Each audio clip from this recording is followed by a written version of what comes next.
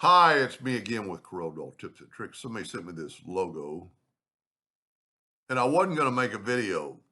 I was actually going to make a video for them because this is, and I'm not.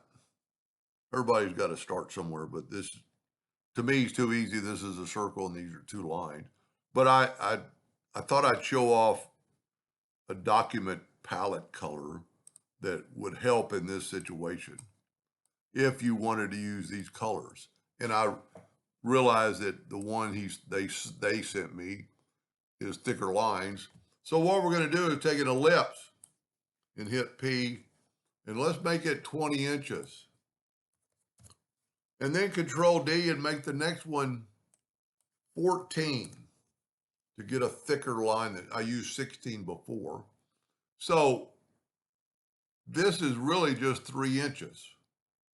You know, it's 6 inches, but it's 3 inches on each side. So you've got to think about that. So we're going to take a rectangle that is 3 inches. So they'll match. I don't care how long it is right now. And I didn't, they can kind of, you could actually move this over and, well, let's just, you know what? Let's do that. That'll be a good lesson. Let's move this over kind of, well, the circle's bigger. Well, let's make it work. Let's take away the center one. And let's take this will make it better and make it transparent. So we can still see our red line through there. So I'm going to move my circle and maybe make it a little bit larger by holding down the shift key. And then set it on top and maybe even a little bit bigger still. Holding down the shift key will make it grow bigger from the inside. So let's call that correct. No, it's not to there. Man, make it bigger still. I want to hit both. There we go. Both corners. Well, now we're not up to there, but we'll use that. Then we're going to Control D and make a duplicate. And by this time, I'm just going to kind of eyeball it. So I need to know the measurement. So if we take this will make the video worth watching. That is 375. So let's make a rectangle that is 3.75. I don't care the length right now. And I'm going to move it with my four-sided arrow to right there. And then I'm going to double click on it and get the rotation and put it on that node and then bring this down to about there. So this is not going to be perfect either, but it'll be a lot closer. So I made a duplicate of that. I'm going to put the rotation to 0 and I'll keep that same pivot. Well, I'm going to move it to this corner and we'll move the pivot point to here and so I'm a little bit, we could actually make that work too. Whoa, I pulled out the virtual segment delete key. So we're not going to be exactly, but I'm going to make it more so just to play around and give them some idea. You could go from there to there and you could cut this corner more because we're going to take the shape tool. So now I'm going to take my item out of the way. And this piece, I'm going to get the virtual segment delete key and I'm just going to delete that. And that one's going to go underneath that one. This one goes here. And then no, we don't want to delete that. I deleted a line over there I shouldn't have deleted. That's correct. Yeah, so that'll be there. This will be deleted. That'll stay. And that'll be deleted.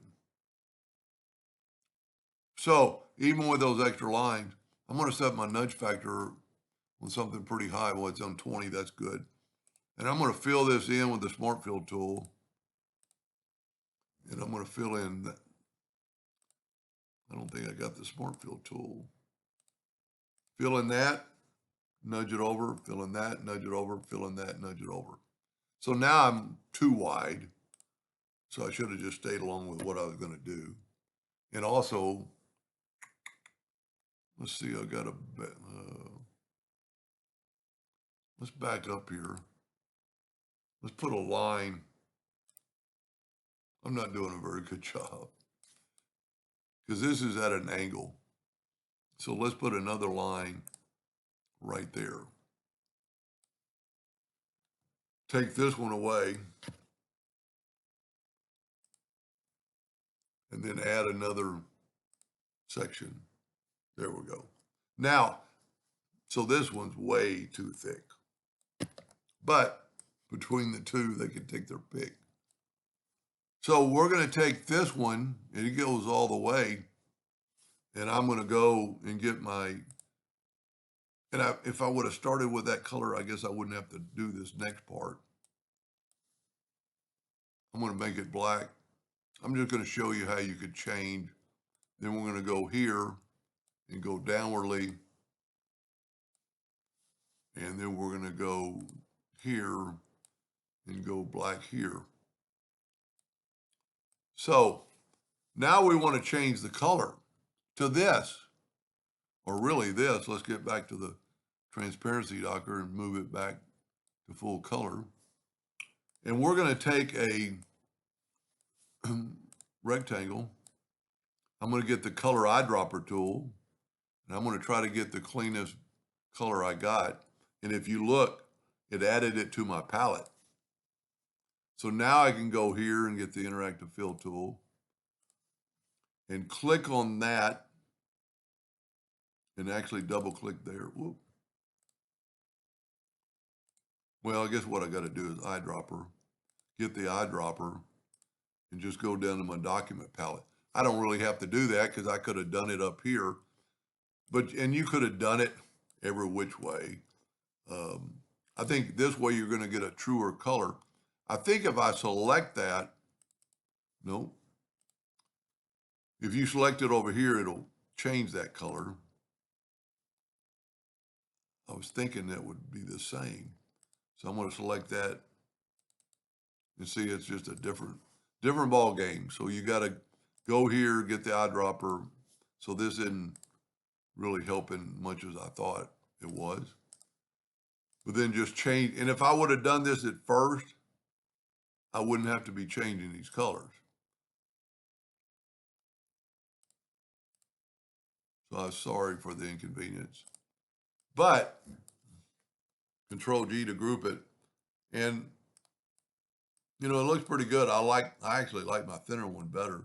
But if he wants to have that exactly the same, then just, you know, go by the pattern a little bit more. But that's a pretty fun project. Anyway, I hope that helped them a little bit, and thank you for watching.